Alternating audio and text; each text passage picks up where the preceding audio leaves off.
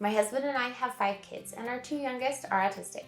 And here are 12 obscure signs of autism. And the last sign we'll be sharing at the very end of this video is one that usually people think the opposite is true. So be sure to stay to the end. What is an obscure sign of autism anyway? Well, it's one that's not well known or just not very obvious. Meet Ezra, our 8-year-old with nonverbal autism. He is so fun to be around. He's my kid that laughs the most.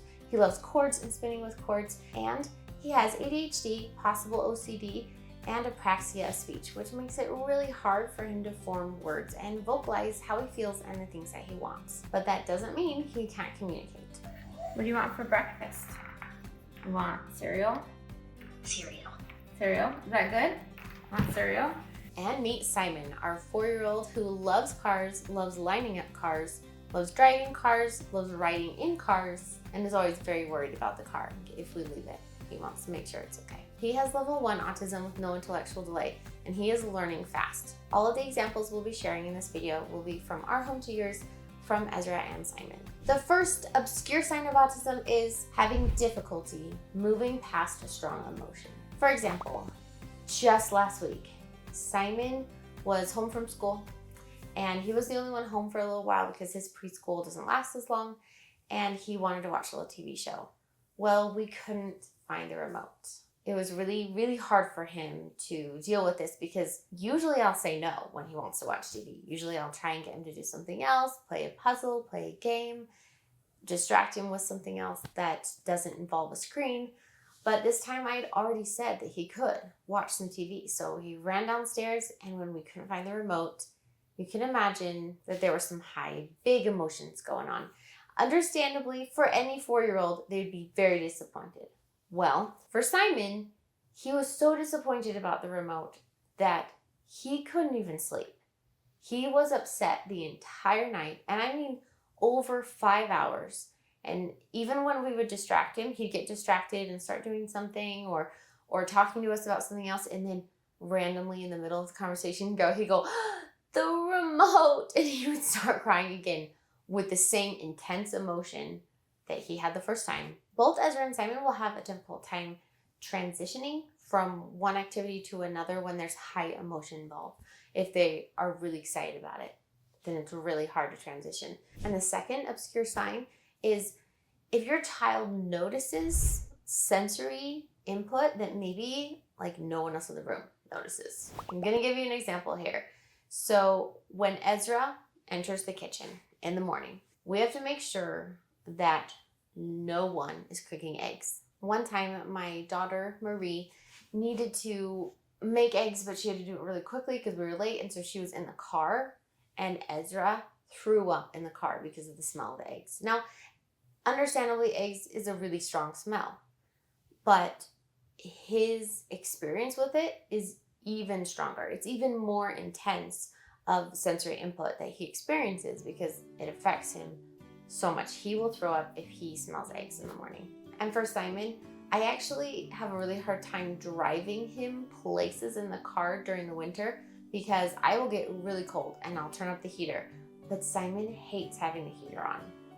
Not because it's loud, not because it makes it warm, not because he's too hot, but because it smells bad. And it's a smell that no one else in the car minds or even notices. So that is a sign of possible autism. If you see your child or your student at school having a really hard time with a certain sensory input that no one else is having a hard time with.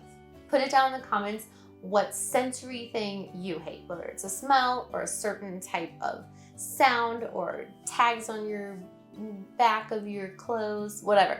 Put it down in the comments. The next sign is problem sleeping. Now, just because your child has problem sleeping does not mean that they're autistic.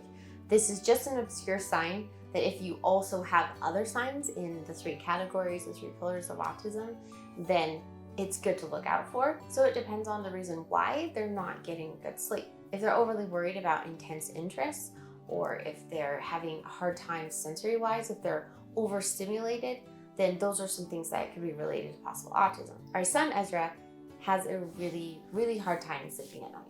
He will wake up several times in the night and he will get bored and he will run away. He will try and escape out of our house. He's actually escaped out of 5 safety beds. You can see that video here. We finally got him a hospital grade, legit safety bed that was super heavy. We couldn't even lift it up. Once we were able to put him in a bed that he knew he couldn't escape out of, he was so much happier. He was content because he wasn't focused on, I need to get out, I need to get out. He loves this bed. He will spend time in this bed. When he gets overstimulated, he'll just go and like play with his toys in his bed. That is a possible sign of autism that a lot of people don't talk about. A lot of people don't realize. I wish we were able to have that amazing safety bed when we lived full-time in an RV and we were visiting all the national parks. Yeah, we did that. We still post regularly of our unique normal, so please consider subscribing. Another little known sign is tiptoe walking. Now, it doesn't necessarily mean that if your child spends a lot of time on their tiptoes, they are autistic, but you need to ask yourself, why do they spend a lot of time on their toes? Is it because they have a hard time with the sensory input that they're experiencing? And you can, if they're verbal, you can ask them and talk to them. And this is something that we addressed with Simon very early on, because as soon as he started walking, he was always on his tiptoes, constantly. And you can see in this video here, he's walking on his tiptoes, just walking, hanging out on his tiptoes. Even when he stops, he's on his tiptoes. So because of that, we actually got him braces that we put on him. He wore those for over a year, and it was really helpful to help him with that flexibility. We didn't want him to lose the flexibility of being able to put his heel on the ground. And because he spent, like, I would say 90%, maybe even more, of his time standing or walking on his tiptoes, we were worried about that. The next obscure sign is sensitive to tags. Do you have a child that cannot stand any tags? Now, this isn't a sign by itself, of course, but this is one sign that they have a hard time with sensory input. And I mean, I hate tags, so I can totally have empathy for the kid that's like, take off my tag, it's so big, it's so annoying. I'm like, why do we even have them like right there? They're so annoying. Everything should just be printed on the fabric. That's what it should be like. So sensory sensitivities are often signs of autism, but the 3 main pillars are issues in being social, having a hard time socializing, understanding social cues, understanding the feeling in the room, understanding if someone wants them to stop talking, understanding idioms, so that's all being social, and then also communication, having a hard time expressing or even identifying and expressing like the way they're feeling and the reason why and what they want to convey, what message they want to say. Maybe someone's super literal, they just have a hard time communicating. And it could be as severe as Ezra, where he really can't say any words other than mama. That's the only word he says. It's really sweet that he says that word though. But his example is more of a level 3, nonverbal autism, right? He's non-speaking. And Simon is completely on the other side of the spectrum because he will talk your ear off. I will ask him a question and sometimes he will repeat it. Sometimes he'll say because and then repeat the question. Sometimes he'll just mix up words, but he will talk a lot and he's learning fast on how to identify certain emotions or how to say, get pronouns right and things like that. I mean, he's only 4 years old. He's doing really great. But still, it is an issue. So communication is one. And then the last one is the long one. Repetitive or restrictive behaviors or interests. There you go. Those are the 3. And you notice that sensory sensitivities isn't necessarily in those, but they're actually in all of them because it's all very related to the way that autistic child experiences the world. All right, here's another sign, and it might sound kind of weird at first, but hear me through, okay? It's kind of a long one. It includes 2 things. So it is really a possible sign of autism if your child first likes to make loud noises and second hates other people's loud noises. So it doesn't necessarily mean that if people hate loud noises that they're autistic, or if they like loud noises. Most kids love banging on pots and pans and making loud noises. It's so fun. But if the consistency and intensity of both of those things are very, very high. And you would say, well, that's not very typical. Maybe they like to make loud noises for hours. Maybe even the smallest cough will set them off. Or someone yelling, but they're like 3 yards away, but they're still noticing, oh, that's too loud. You know, they're bothered by that noise. Then having both of those consistently and intensely is a possible sign of autism. This actually happened just about a month ago. We went to the San Diego Zoo with the Valentine brothers. If you don't know who they are, they're an awesome YouTuber family. And Zach Valentine has autism and Down syndrome. When we went to the zoo, there was a lot of noises, there was a lot of overstimulation, and these kids needed breaks, right? Zach needed a break, Ezra and Simon needed breaks.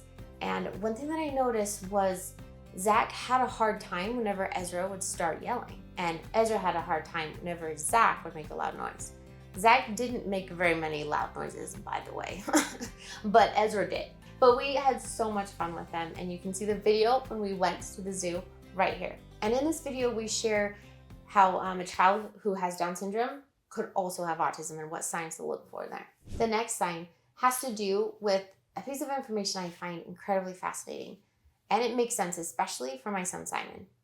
And that's 44% of autistic kids either have an average or above average IQ.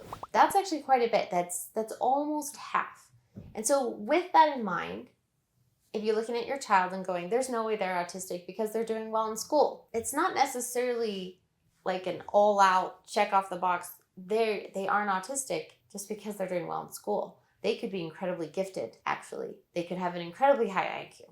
They could be doing extremely well. They could be excelling in school. And that doesn't mean that you should rule out the possible diagnosis of autism. So keep that in mind. Not a lot of people know that. I think that there's this kind of stigma of these classic signs of autism, which is kind of more like Ezra, where you see an intellectual delay. But Simon was diagnosed officially on his diagnostic papers, which is like a huge packet, by the way. It was, when he handed it to me, so heavy. Had lots of details about why he's autistic and how. It's great. But in that paperwork, it says that Simon does not have an intellectual delay. He's learning fast. When he started his speech therapy, he did not use words to communicate. He didn't. He was 2 years old, and he could say full-on sentences as he's like driving a truck, and he'd be like, oh, the car is green. Remember one time he said that, the car is green.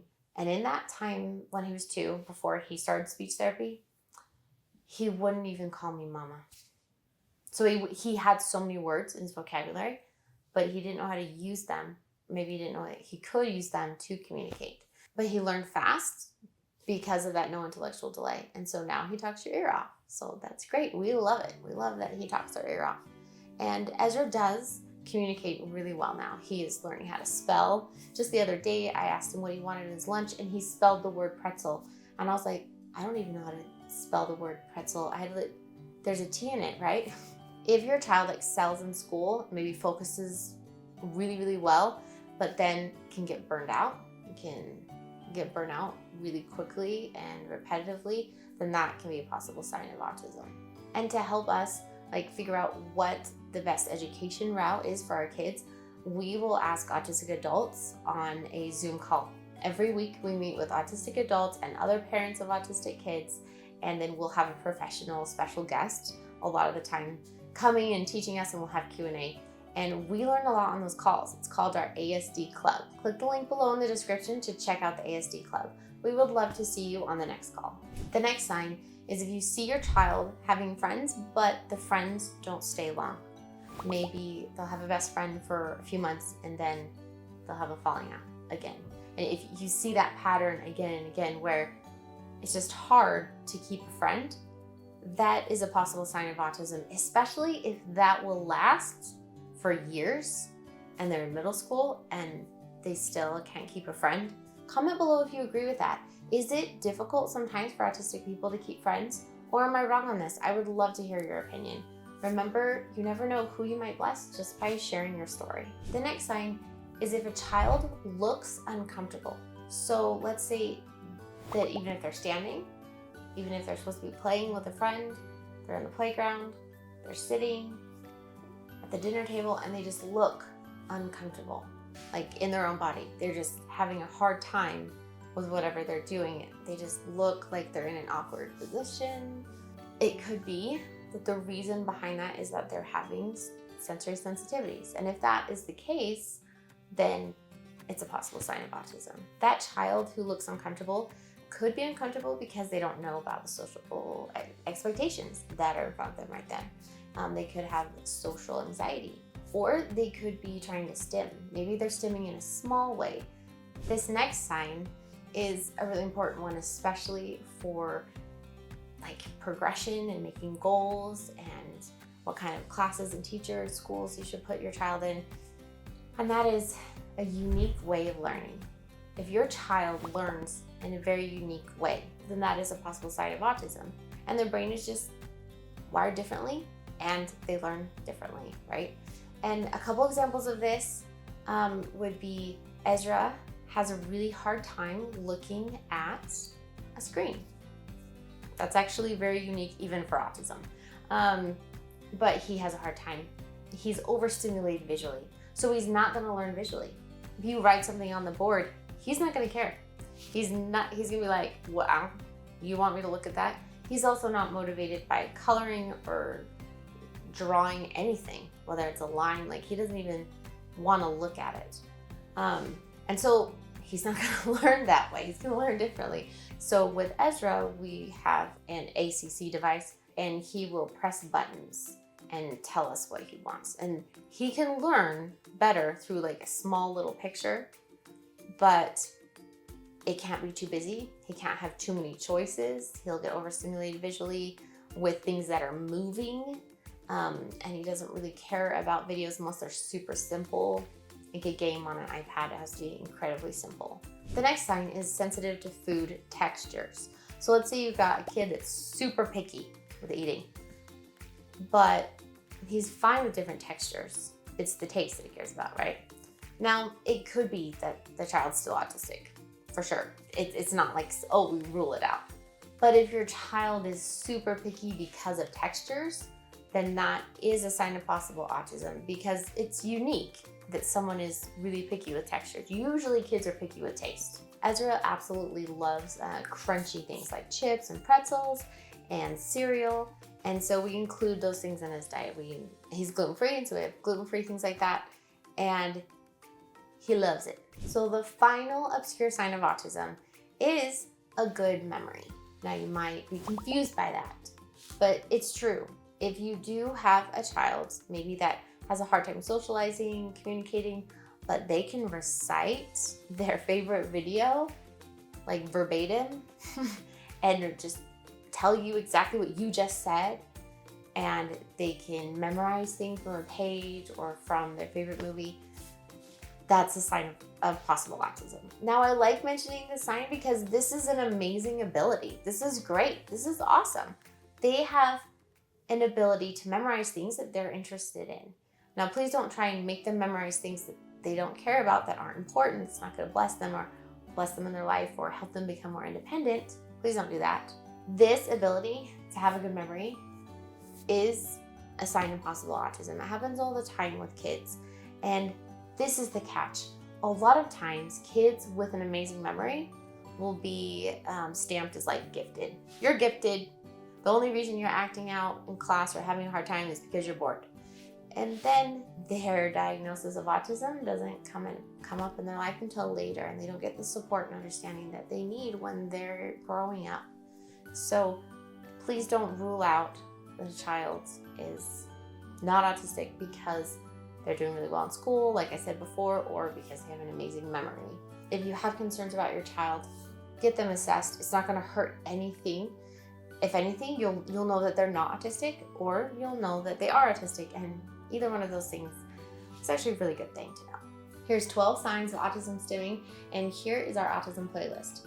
And remember, if you have an autistic child, you're in good company.